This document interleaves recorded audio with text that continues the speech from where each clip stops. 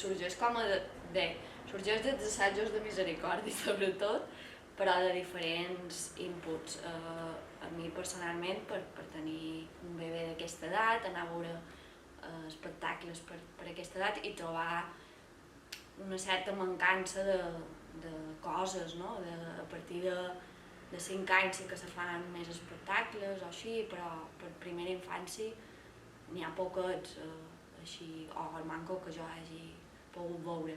I de xerrar-ne amb Irene, que ja està molt més bregada en el teatre infantil, i també ella, també que ho explicaràs millor tu, però tenies inquietud de fer com a peces per primera infància i anar-ho xerrant així un poc improvisadament i dir, ai, mos agradaria fer qualque cosa i tenir l'oportunitat de començar-la a través de la residència. Una mica aquest seria el meu camí. Sí, bueno, jo m'he sumat a la Catalina. No, ha estat bé. Sí, ella és molt decidida. Pim, pam, ja, pum, pues venga.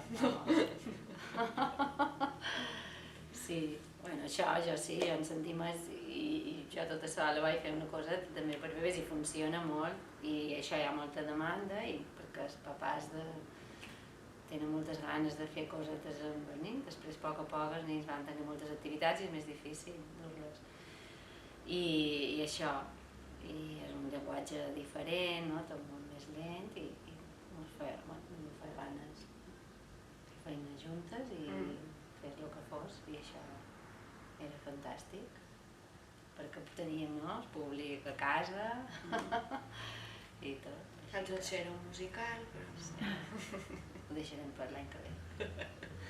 Clar, és una cosa que no ha text, no? Que és tot molt visual i que tampoc no hi ha d'una història, una narració que comenci perquè els nens s'enganxen en moments molt puntuals.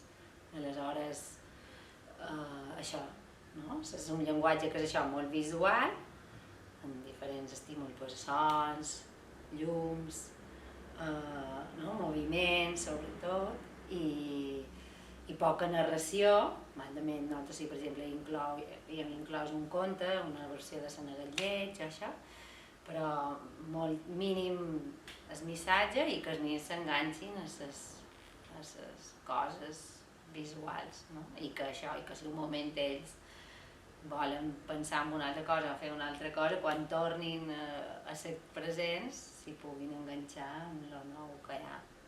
I també un ritme més pausat o més subtil en certes coses, que no hi hagi com grans contrapunts d'energia o això, sinó que sigui tot això més lent, més dolcet, sí. Més tendre, no? Més acollidor per ells també, que de fet ara tenim un moment que hem pensat de fer fos, però evidentment no podem fer fos del tot, per tant, com jugar tots aquests elements perquè no s'espantin i tinguin grans sobresalts.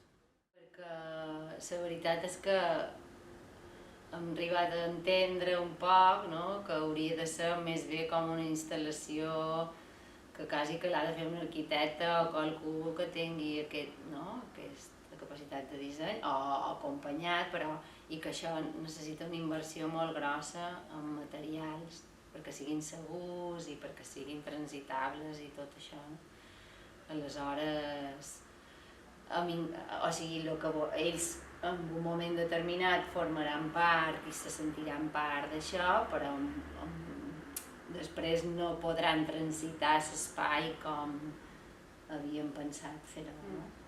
Sí que hi haurà petites participacions, per tant sí que hi haurà una mica d'interacció amb ells, de fer coses, però no serà tot tan instal·latiu.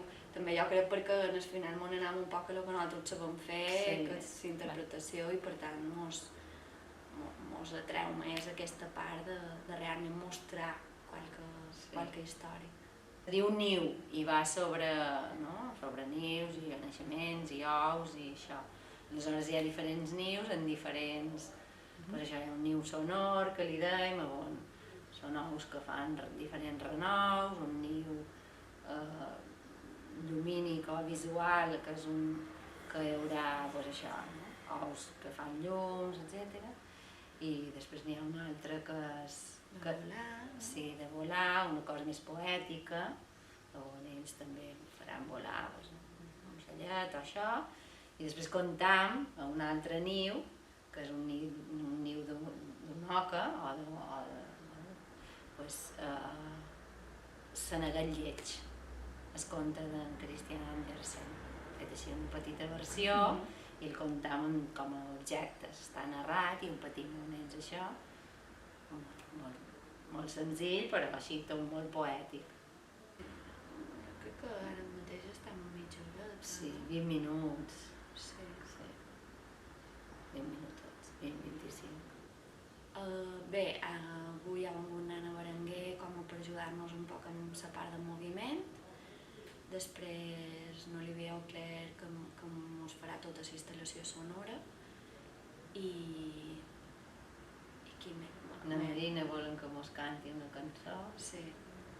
Una cançó que mos agrada molt, però és amb una veu masculina, i com que tot és com de dones, no? de mares i tot, és una veu masculina com mos sona un poc llunyana i la intentarem gravar amb veu. I després, bé, en Joan Aguiló també ens ha assessorat un poc de moviment i també farà un ocellet, de moviment, d'espai.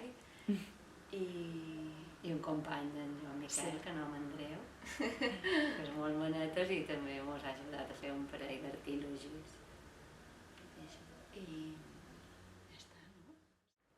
No, si ves tenir-ho ja quasi, o sigui, perquè tot construït i el que és, no? I aleshores pues, fer treball d'interpretació i d'ajustar, perquè com que a l'inici fins al final el viatge el tenim tot fet, en tot el que hem de mestre, has de pues, això, pensar un poc 4 coses de llums o d'això, d'allò, però no, serà transitar-ho, col·locar-ho i transitar-ho i fer-ho.